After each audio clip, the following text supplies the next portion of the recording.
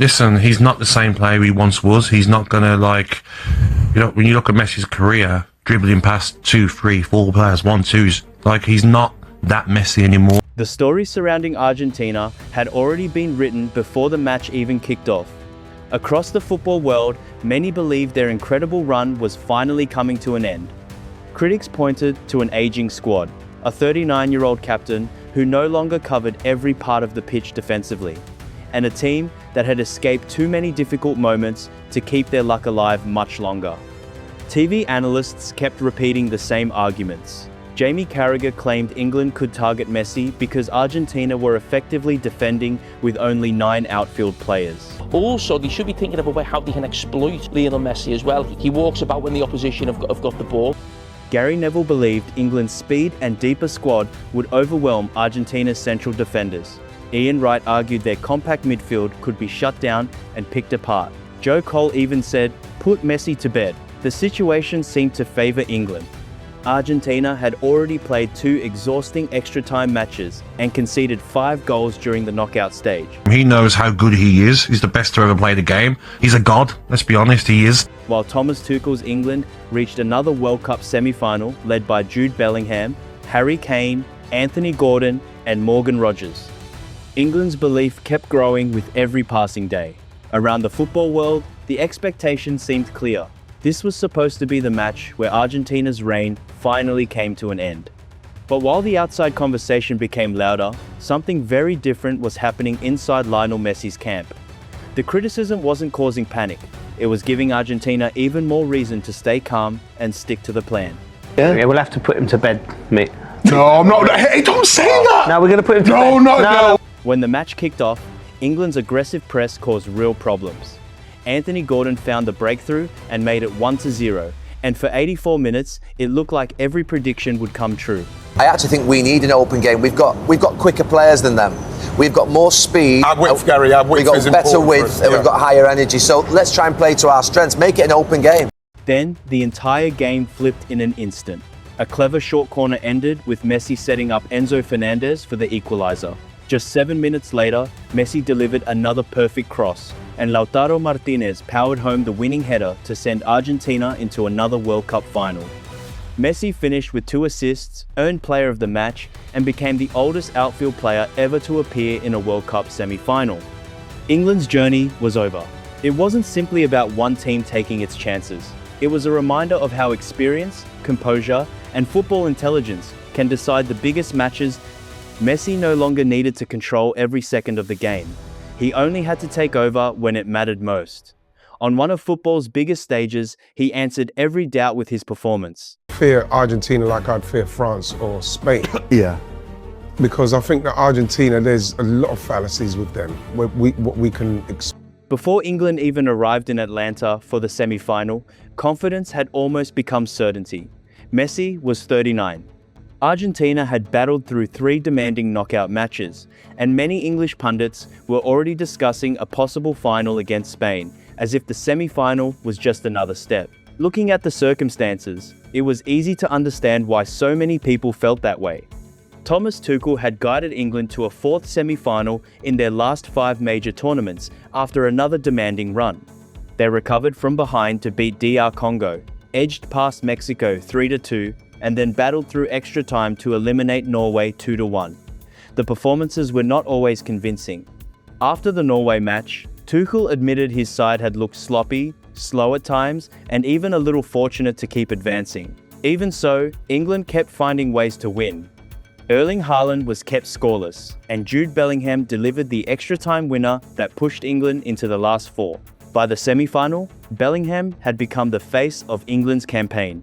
He had scored 6 goals, more than any midfielder in the tournament, while also leading the team in chance creation and successful take-on. The fact that the best player on the planet is turned up, showed everybody how to play football and get the results, I think is a really nice ending to an otherwise miserable day for me personally. Harry Kane added another 6 goals, meaning the pair had combined for 12 of England's 13 goals before meeting Argentina. Anthony Gordon offered dangerous runs behind the defence. Morgan Rogers added strength and drive through midfield, while Declan Rice and Elliot Anderson gave England the energy to press, recover, possession, and control large stretches of matches. England's confidence wasn't built on hype alone. They had quality across the pitch and plenty of reasons to believe they could beat Argentina. But as kickoff got closer, the discussion began to shift. Instead of asking whether England could win, many started speaking as though Argentina had already been figured out. Jamie Carragher summed up that mindset with one bold argument, saying that if nobody had truly stopped Messi in nearly 20 years, the smarter approach was to stop trying to chase him all over the pitch. The idea was straightforward. When Argentina lost possession, Messi often stayed higher up the pitch instead of immediately tracking back, so England planned to overload that side and attack the extra space. It was a logical approach, and it wasn't based on guesswork. England's opening goal came from that exact pattern. Declan Rice switched the play, Morgan Rogers drove a dangerous cross into the box, and Anthony Gordon arrived unmarked at the far post behind Nahuel Molina to finish the move. What received far less attention was the trade-off. Every extra player England committed forward near Messi meant one fewer player available if Argentina recovered possession. That also meant leaving open space for one of football's most dangerous transition teams to attack. It was a calculated gamble, not a guaranteed advantage. Joe Cole took a much stronger position, saying England would put Messi to bed and reach the final. It was the kind of prediction that would either look inspired or be remembered for all the wrong reasons. Gary Neville focused on Argentina's central defense, arguing England's pace could expose Christian Romero and Lisandro Martinez. He pointed to previous matches where Argentina had conceded against teams like Cabo Verde, Egypt, and Switzerland as evidence. When it got to that last half an hour and England sat deep and England tried to protect their lead, which was stupid, he was given the freedom of the final third to go and do what he does best, and he was brilliant. The numbers supported his argument on paper, but Romero and Martinez have never relied on winning long foot races. Their strengths have always been anticipation, positioning, and reading the game before those races even begin. Christian Romero and Lisandro Martinez built their reputations by stepping forward aggressively, winning the ball before attackers could turn and build momentum. Argentina's defense usually looked vulnerable only when opponents managed to break through the first line of pressure with quick, clean passing. Ian Wright focused on another point, arguing that England could stretch Argentina by using the full width of the pitch. It was a reasonable observation, but that narrow setup also gave Argentina one of its biggest advantages. With Messi, Enzo Fernandez, Alexis Mac Allister, and Julian Alvarez operating close together, they could combine quickly in tight spaces, recover loose balls, and launch dangerous attacks before opponents had time to reset. What looked like a weakness also served as one of Argentina's greatest strengths. Most of the arguments coming from England followed the same pattern. Messi didn't defend enough. The central defenders lacked pace. The midfield was too narrow. The squad was too old. Those talking points spread quickly, and they did not go unnoticed in Argentina. Many Argentine journalists drew comparisons to the 2022 World Cup when Louis van Gaal questioned Messi's defensive work before the quarterfinal. Messi responded on the pitch by setting up Nahuel Molina's goal, scoring from the penalty spot, converting again in the shootout, and celebrating in front of the Dutch bench after Argentina advanced. The similarities between those moments and the latest criticism were hard to ignore. Lionel Scaloni refused to get pulled into the outside debate. Even as parts of the media and some public figures brought up historical rivalries beyond football, he kept every interview focused on the match itself. His attention stayed on preparing the team while allowing the outside conversation to remain exactly that outside. The detail many English pundits overlooked was about to become impossible to ignore. Many people see Messi walking and assume he's conserving energy. The reality is more complicated. While others are chasing the ball, he's constantly reading the game. He's watching the fullback's position, checking the distance between the centre-back and midfielder, noticing who is following his movement, and waiting for the exact moment a gap appears. Earlier in his career, Messi destroyed defenses with explosive dribbles after receiving the ball. Now, he often breaks them apart before the pass even reaches him. His tournament numbers supported that evolution. Before the semi-final, Messi had scored 8 goals, was tied for the lead in the Golden Boot race, and had already added 2 assists for a total of 10 direct goal contributions. After the England match, That assist total increased again. Along the way, he recorded a hat-trick against Algeria, scored against Austria and Jordan, and played a key role as Argentina survived 3 knockout matches decided by the smallest of margins. Argentina needed extra time to get past Cabo Verde, won a tense 3-2 battle against Egypt, and then defeated Switzerland 3-1 after another extra time contest. Before facing England, Messi had registered 33 shots, created 21 chances, and produced 54 combined attacking involvements. Those numbers painted the picture of a player who was still driving Argentina's attack rather than relying on past achievements. Comparisons with Diego Maradona's unforgettable 1986 World Cup were inevitable, but the way they influenced matches was different. Maradona could repeatedly carry the ball through entire defenses over the course of 90 minutes. Messi, at 39, approached the game in another way. Instead of constant sprints, he relied on precise positioning, perfectly timed movement, and short bursts of acceleration that arrived exactly when opponents were least prepared. At 39 years and 21 days old, he became the oldest outfield player ever to appear in a men's World Cup semi-final, not as a symbolic figure, but as Argentina's joint leading scorer and primary creator. England watched Messi's slow movement without the ball and believed they had found a weakness. Argentina saw something completely different. They saw a player who was constantly thinking ahead, reading every movement and controlling the rhythm of the match long before the ball reached his feet. For most of the game, England's plan worked. They weren't completely dominating Argentina, but they were controlling the key moments. Messi was kept away from dangerous areas around the penalty box. England won most of the loose second balls, and Argentina were repeatedly forced to build attacks through players England were comfortable allowing more space. When Anthony Gordon scored, England looked firmly in control. Argentina appeared exhausted after a demanding tournament, and England stood only minutes away from reaching their first men's World Cup final since 1966. But what followed wasn't a sudden collapse. The momentum had been slowly shifting long before the equalizer arrived. England simply didn't recognize the warning signs until the match had already started turning. The opening stages were tense, with few clear chances. The first real opportunity came in the 33rd minute, when John Stones headed wide from a Declan Rice free kick. At the other end, Enzo Fernandez fired over the crossbar. Thomas Tuchel had Reece James and Jed Spence pushing high from the back, while Rice and Elliot Anderson protected the middle. Jude Bellingham and Morgan Rogers pressed aggressively against Argentina's midfield, crowding Messi instead of assigning a single marker and forcing him to receive possession facing away from goal. England also controlled the battle for second balls. Stones and Mark Guehi dealt with long passes, while Rice and Anderson cleaned up almost everything that dropped loose. Argentina's best opening before the breakthrough came when Julian Alvarez forced a sharp save at the near post. England answered soon after. In the 55th minute, Rice switched play to the right, Rogers drove forward and sent a dangerous low cross flashing across the 6-yard box.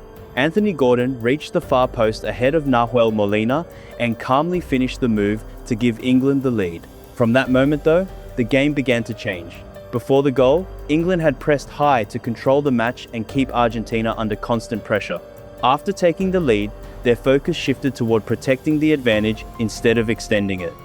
Harry Kane and Gordon stopped closing down Argentina's centre-backs with the same intensity. Jude Bellingham and Morgan Rogers dropped into deeper positions, and England's defensive line gradually retreated.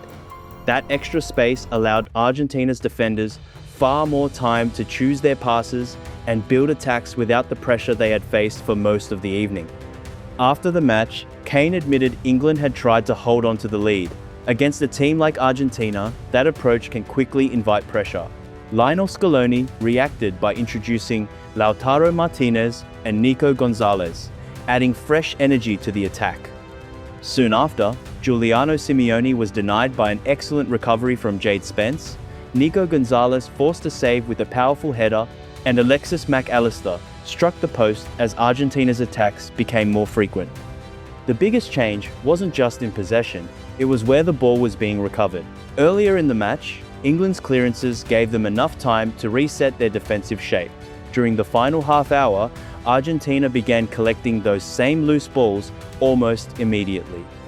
Leandro Paredes, Enzo Fernandez, and Alexis Mac Allister controlled the space behind the attack, while Messi drifted toward the right, waiting for the right moment to influence the game.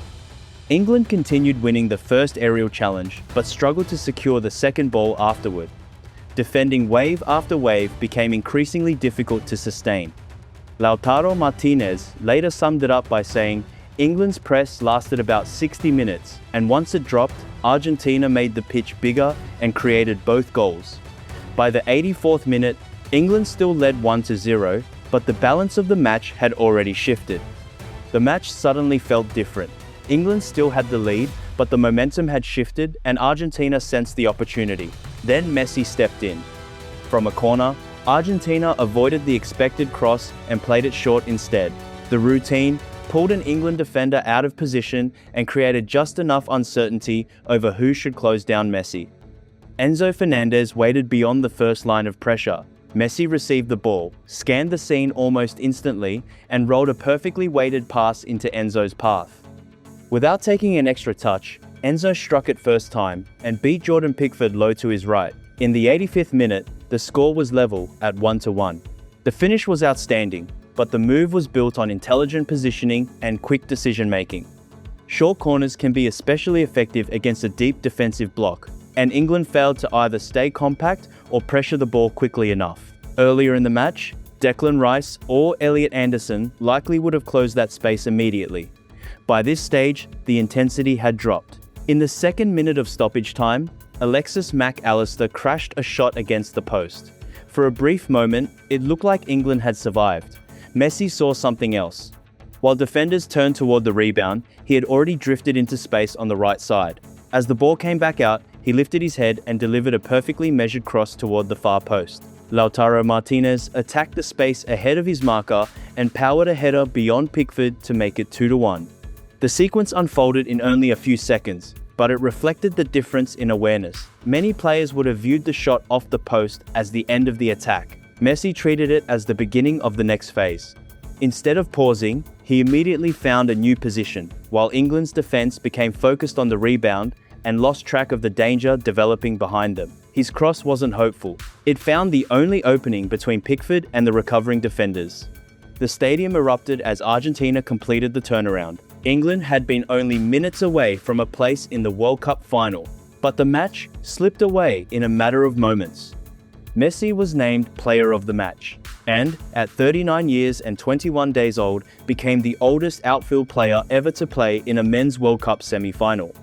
With 2 decisive assists in 7 unforgettable minutes, he once again shaped the biggest moments of the tournament, taking his total to 8 goals and 4 assists.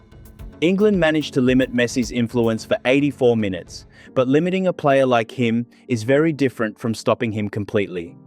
In the moments that mattered most, Argentina found another level. 2 decisive attacks changed everything, sending Argentina into their 7th FIFA World Cup final, while England's wait for another Men's World Cup final appearance stretched beyond 6 decades. Now the stage is set for one more massive challenge. Argentina will face Spain in New Jersey on July 19, with the chance to achieve something no nation has managed since Brazil won back-to-back World Cups in 1958 and 1962. Spain arrive unbeaten, having scored freely throughout the tournament and coming off an impressive victory over France. It promises to be a final between 2 of the competition's strongest teams. This result also adds another memorable chapter to one of football's greatest rivalries. From Wembley in 1966, to Diego Maradona's unforgettable performance in 1986, to the dramatic meetings in 1998 and 2002, Argentina and England have produced moments that generations of fans still talk about. This latest meeting becomes another entry in that history. Maradona overwhelmed opponents with power and relentless attacking runs. Messi reached the same destination in a completely different way, relying on patience, timing, and the ability to recognize opportunities before anyone else on the pitch. The biggest matches are rarely remembered for the number of touches a player has. They are remembered for the touches that change everything. Trailing 1-0 with only minutes remaining, Argentina stayed composed. The equalizer came from a carefully designed short corner routine.